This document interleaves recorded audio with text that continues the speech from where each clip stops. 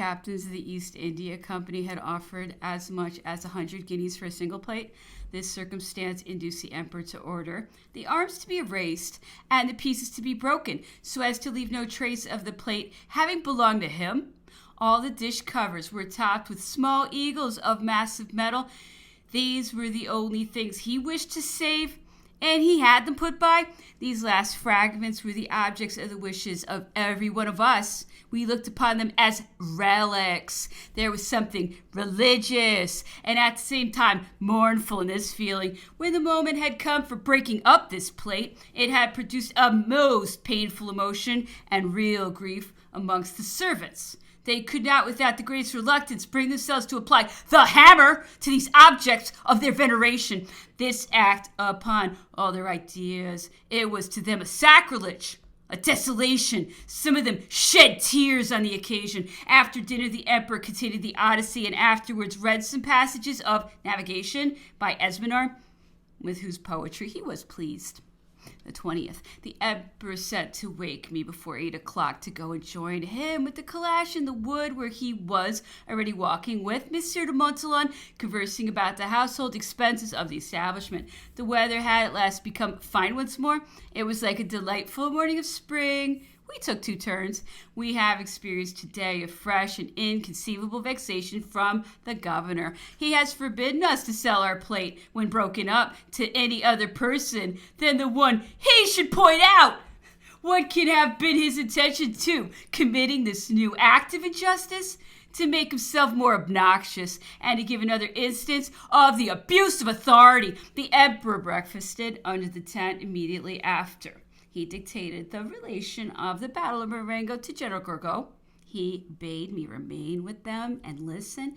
At about 12 o'clock, he retired to his apartment to endeavor to rest himself. Towards 3 o'clock, the emperor came into my room again. He found my son and myself engaged in comparing and looking over the account of the Battle of Arcole. He knew it was my favorite chapter, and that I called it a canto of the Iliad. He wished to read it again and expressed himself also pleased with it. The reader will have already seen that account in the 3rd part of this work, where I have introduced it. The perusal of this account of Arcole awakened the emperor's ideas respecting what he called that beautiful spot, Italy.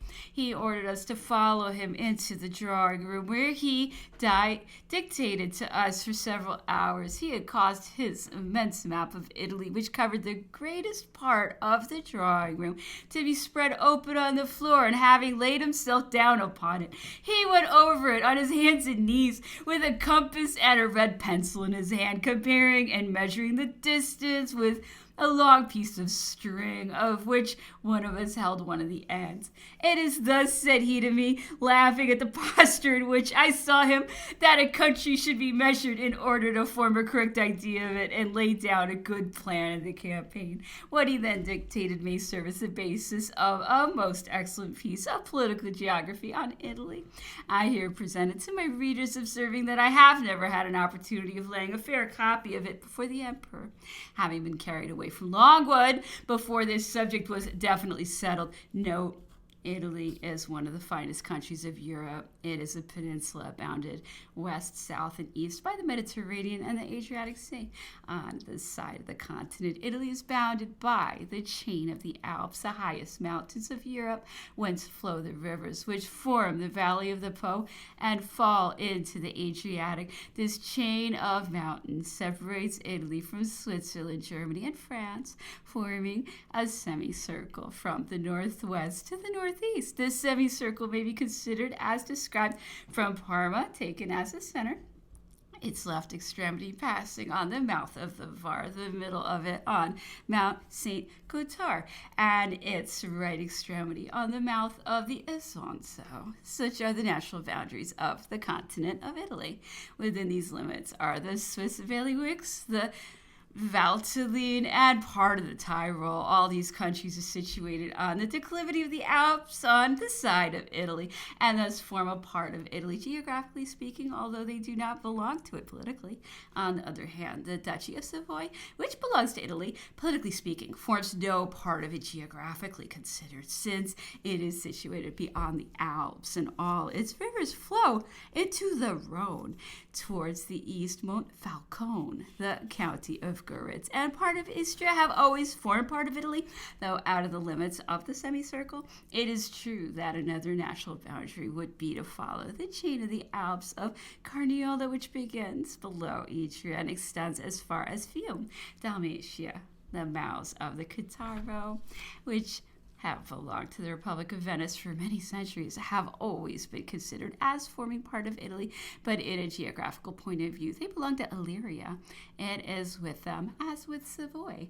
The two great islands of Sicily and Sardinia also form part of Italy. On the west, Italy is separated from France by the Var, Mounts Viso, Ginevra, Sinis, Saint Bernard, and Simplon. It is separated from Switzerland on the north by the Simplon and Mount St. Gothard. Lastly, the Brenner, the Pass of Tarbes, and the Isonzo separate Italy from the hereditary states of the House of Austria. Italy is on the confines of the French provinces of Provence and Dauphiny, and of the Austrian provinces of Tyrol, Carinthia, Carniola, and Istria. The communication between France and Italy is by crossing the Var and the neighborhood of Nice, whence the road of Corniche leads to Genoa and Florence, and the Colli de Tendi tends to lead to Turin. Another road of communication between France and Italy is through Mounts Ginevra, Cenis, and the Little St. Bernard. Switzerland communicates with Italy by the passes of the Great St. Bernard, of the Simplon, and of the St. Gothard. Germany communicates with Italy through the passes of the Brenner and of Tarbes, and by the various openings formed by the Isonzo. The St. Gothard is the highest pass to the Alps. From that point, the other passes become gradually fewer. Thus, Mount St. Gothard is higher than Mount Brenner. Mount Brenner is higher than the mountains of Cador.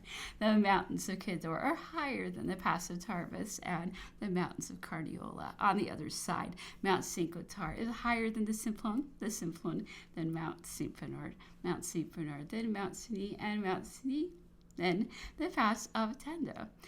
From this pass, the Alps continue to lower and finally terminate at the mountains of Saint-Jacques, near Savona, where the Apennines begin. The chain of the Apennines then rises, increasing in height in an inverse progression, and extends the whole length of the peninsula to the extremity of the Kingdom of Naples.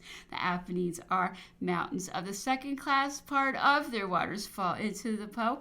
The remainder flows into the Mediterranean and the Adriatic, from the mouth of the Var to the mouth of the Isonzo. The diameter of the semicircle, the distance, is 125 leagues, of 25 to the degree. This would give to the semi-circumference formed by the Alps, if it were regular, 180 leagues, but on account of the sinuosities, it is computed at upwards of 230. Thus, every point of the Alps is distant from Parma about 50 or 60 leagues. From Parma to Rome, the distance is 80 leagues, and from Rome to the extremity of the Basilicata in the Gulf of Taranto, 95 leagues, and to Reggio, situated at the extremity of the Boot, 120 leagues. Thus, from Mount St. Gothard to Reggio, the distance is 250 leagues. The 50 leagues from the north to Parma may be considered as continental, and the remaining 200 as forming the peninsula beginning at Parma.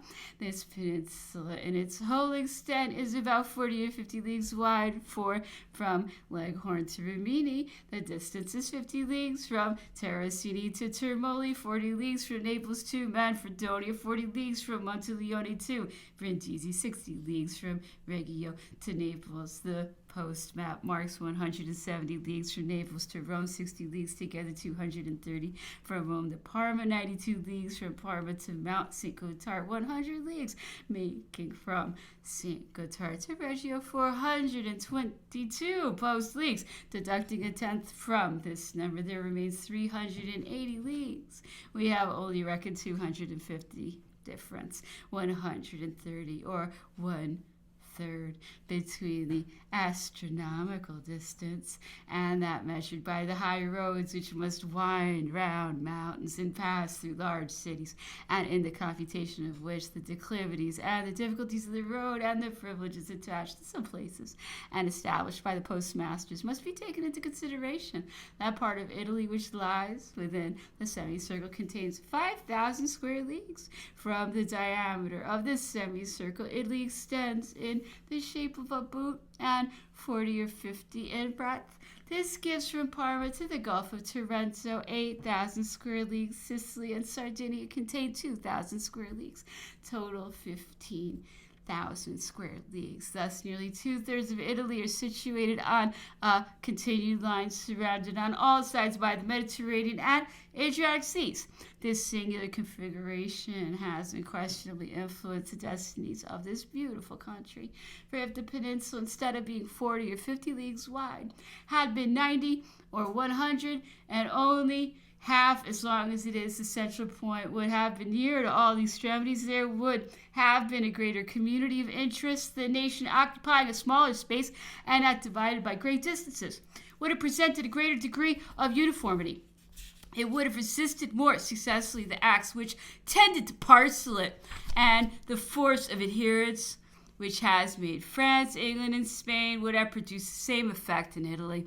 The extent of coast on the Riviera di Genoa is 50 leagues out of the peninsula, about 250 leagues on each side, that of the base of Reggio to Taranto, and beyond 100 leagues, which make a total of 650 leagues for the whole extent of the coast of the peninsula of Italy. The coast of the states of Venice, as far as France, occupy a space of 30 leagues. The coast of Sicily, 250, Sardinia, 200. The whole extent of coast of Italy is therefore from 11 to 1,200 leagues. That is equal to that of the British Islands, which is also 1,200 leagues, and nearly double that of France, which is only 700 leagues. The towns of Nice, Genoa, Leghorn, and all the small towns on the coast of the two Gulfs of Genoa are very populous. The population of Naples and all the towns of the kingdom, that of Ancona, and of all the small towns of Romagna. Lastly, the population of Venice, of the coast of Sardinia, of Cagliari, the population of Palermo, Syracuse, and Sicily form together a very considerable maritime population. The roads or harbors of Ventimiglia, Vado, Genoa, Spezia, Portoferrajo, of the Bay of Naples, of Taranto, Ancona, Venice, those of Istria, Dalmatia, Ragusa, and of the mouths of the Catara, all belong to Italy.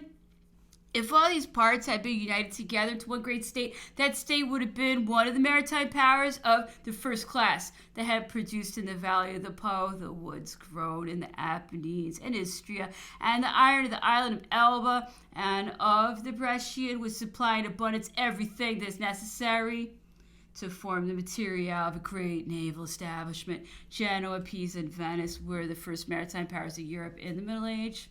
Italy, bounded by the sea on three of its sides, has only about 200 leagues of frontier by land, which is less than a third part of the frontier of France, and is defended in front by the strongest barriers that can be opposed to invading nations. The population of Italy, including the two great islands, being from 17 to 18 millions, she might easily raise an army, 300,000 men. In the present state of agriculture in Italy, it would have been difficult for her to procure a sufficient number of horses, but in the Middle Age, she produced many, and if the nation had always remained a military nation, it would have encouraged the breed of horses. The bravery of the Italian troops to any period cannot be questioned. To prove this assertion, it's sufficient to mention Rome and the condottieri of the Middle Age. And in our days, the troops of the Cisalpine Republic or the Kingdom of Italy, destined by her situation and the extent of her coast to possess the dominion of the Mediterranean, Italy would have no invasion of fear, but on the side of the Alps, a frontier more easily defended than any other in Europe. About 20 forts, large and small, would be sufficient to intercept all the passes of the Alps. As long as Italy was left to herself, or that the influence of Germany and of France was only auxiliary and did not master everything. Italy was divided into three parts, which are her natural geographical divisions. First, on the north, the Valley of the Po, which includes all the countries whose rivers flow into the Po. These countries are on a level and can communicate with one another. They are the Belgium and Holland of Italy, and Venice is Amsterdam. They are Piedmont, Lombardy, the legations, and the Republic of Venice. Second, in the center of the peninsula, on one side of Tuscany, and the dominions of the Pope, west of the Apennines. That is the valley of the Arno and the Tiber. On the other side, all the countries situated east of the Apennines between the valley of the Po and the frontiers of the Neapolitan territory. This division contains, therefore, the Grand Duchy of Tuscany, the ecclesiastical states, and the Republic of Lucca. Third and last, in the south, the Kingdom of Naples, which has ever formed a distinct geographical and political division of itself. In this distribution, Romagna must be considered as forming part of northern Italy because it is a plain in continuation of the plain of the Po. These different countries, which form a considerable population professing the same religion, equally favored by the advantages of a temperate climate, speaking the same language, and having the same literature, must necessarily influence one another and finally unite into one body, as it has happened with the different kingdoms of Great Britain, the various provinces of Spain, and those of France, and as it will perhaps happen someday with those of Germany. And the Italian countries have had and still have more points of resemblance and community between them than the countries alluded to. If this great event were to take place, what town would become the capital of Italy? Italy, from its configuration, has no central town. Would its capital be Rome, Milan, Bologna, not Florence, Genoa, and Venice? Could never expect it. They are situated too near the extremities. First, Rome, from the remembrances connected with her, from her present importance, and from her situation, might aspire to become once more the capital of this beautiful country. As a capital, she would be situated 130 leagues from all the points of the frontiers formed by the Alps, on which Italy can be attacked by France and Germany. She would be 100 leagues distant from the southern extremities of the Kingdom of Naples and from the coast of Italy, and not quite so far from the coast of Sardinia. Paris, the capital of France, is 60 leagues from the northern frontiers, 40 leagues from the British Channel, La Manche, 100 leagues from the Bay of Biscay, Gulf de Gastonia, and 150 leagues from the Mediterranean. The insalubrity of the air, the sterility of its environs, the want of a large port and of a harbor at a convenient distance would be the great objections to Rome taken as a capital. Second, if Italy terminated with the duchies of Parma, Piacenza, and Guastella, that is, if it contained only the Valley of the Po and had no peninsula, then Milan would be the natural capital, though it would be a great disadvantage that that town could not have the line of the Po to defend it against invasion from Germany. But on the supposition of the union of all the states of Italy into one body, Milan could never become the capital, being too near the frontiers, where an invasion might take place by land, and too far from the other extremities, exposed to the same danger by sea. Third, Bologna would be infinitely preferable, because in case of an invasion and of the frontiers being already forced, it would still be defended by the line of the Po, and because its geographical situation and its canals enable it to communicate promptly or with little delay with the Po, with Leghorn, Genoa, Civitavecchia, and the ports of Romagna, and with Ancona and Venice, and because it is much nearer to the coasts of Naples.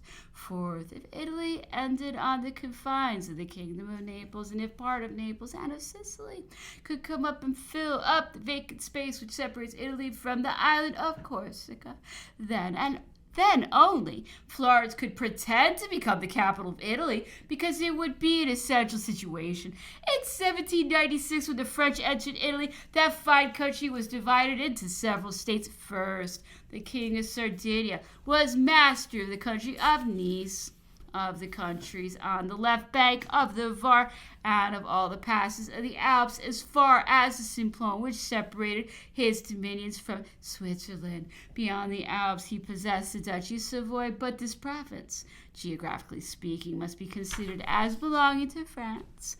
The dominions of the King of Sardinia were divided on the east from Austrian Lombardy by the Ticino, and bounded south by the highest summit of the Apennines, which separated them from the Republic of Genoa and the Duchy of Parma. Their population, including Savoy and the county of Nice, amounted to 2,400,000 inhabitants, which with Sardinia formed together a population of nearly 3 million.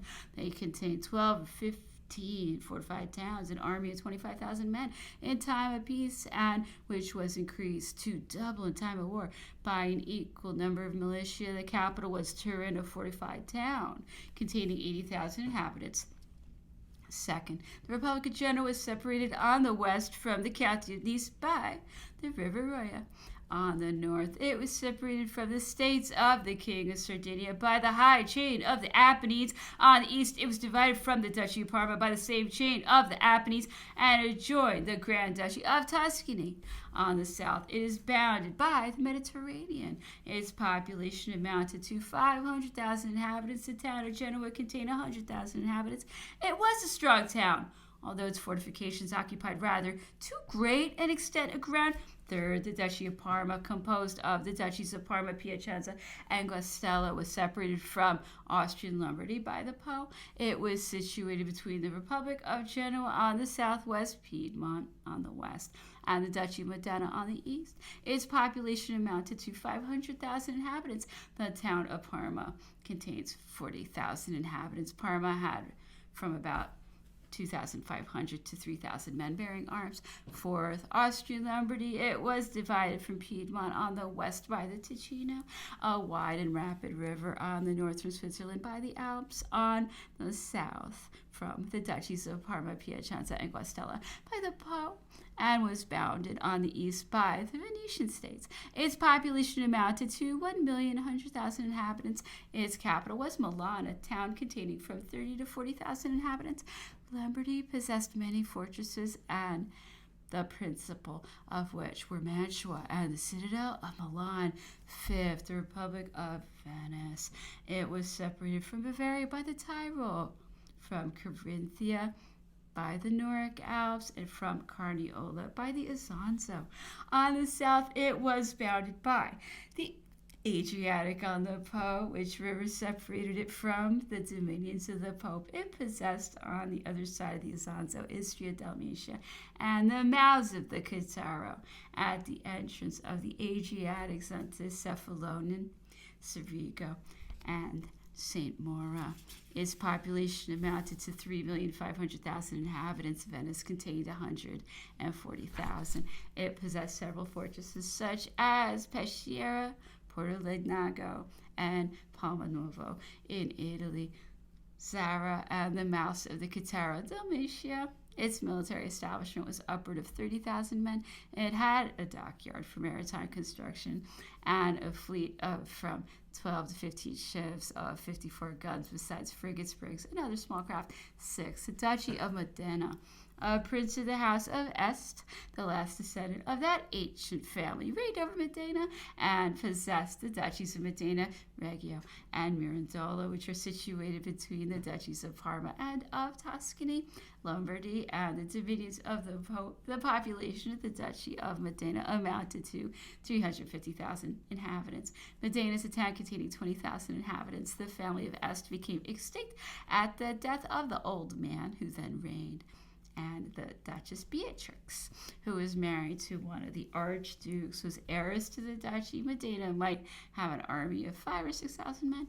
7. The dominions of the Pope. They were separated from the Republic of Venice by the Pope, from the Duchy of Modena by Fort Urbino, from Tuscany by the Apennines. They were bounded on the east by the Adriatic and on the south by the Kingdom of Naples. The Pope was master of the mouths of the Po, of the port and citadel of Ancona on the Adriatic, and of the port and fortress of Civita Vecchia.